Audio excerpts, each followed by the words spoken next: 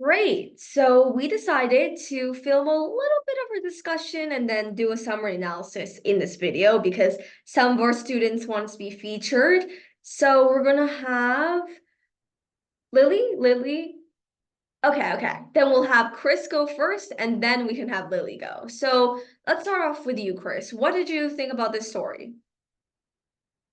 The Stone Soup is a really fun book that shows us that we can help hunger together. We can do more. Yeah, no, it really does.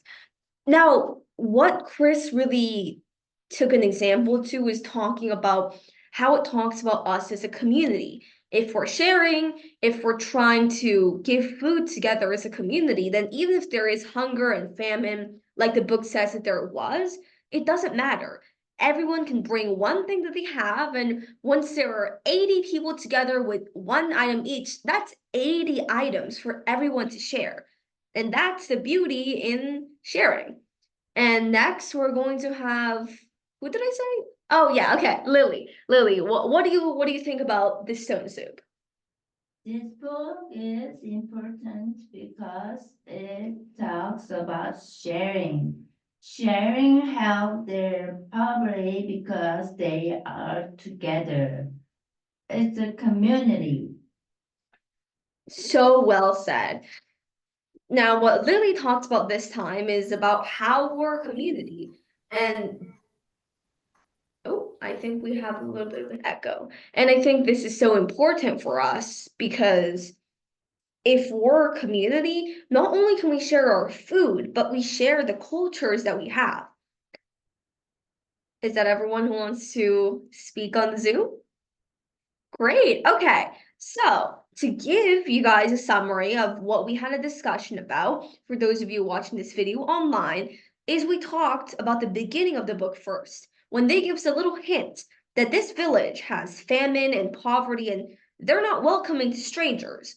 Not because they're inherently bad people, but just because they don't have enough resources and, well, they've been hurt by all of these different phenomenons.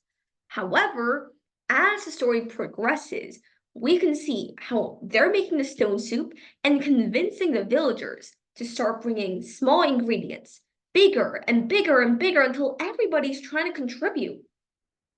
The reason why the UN chose this particular book is because they wanted to show the people that if we have a community, then we can solve hunger and poverty.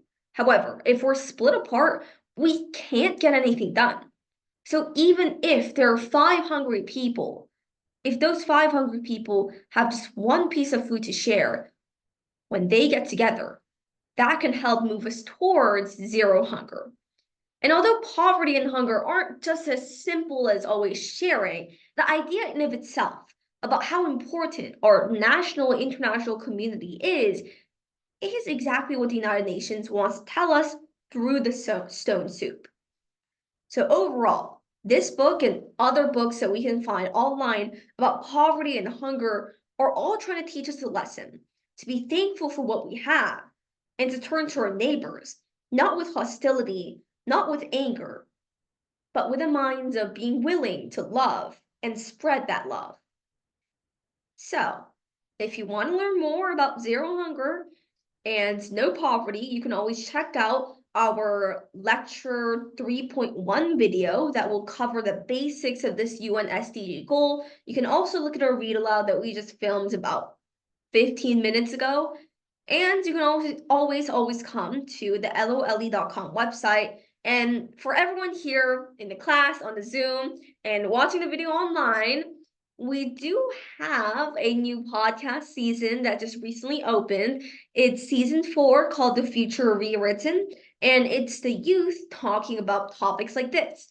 And hopefully one day, when everyone else here is just a little bit older, we can all get together and film a podcast episode together of a discussion about these current event topics. But until then, thank you so much for coming.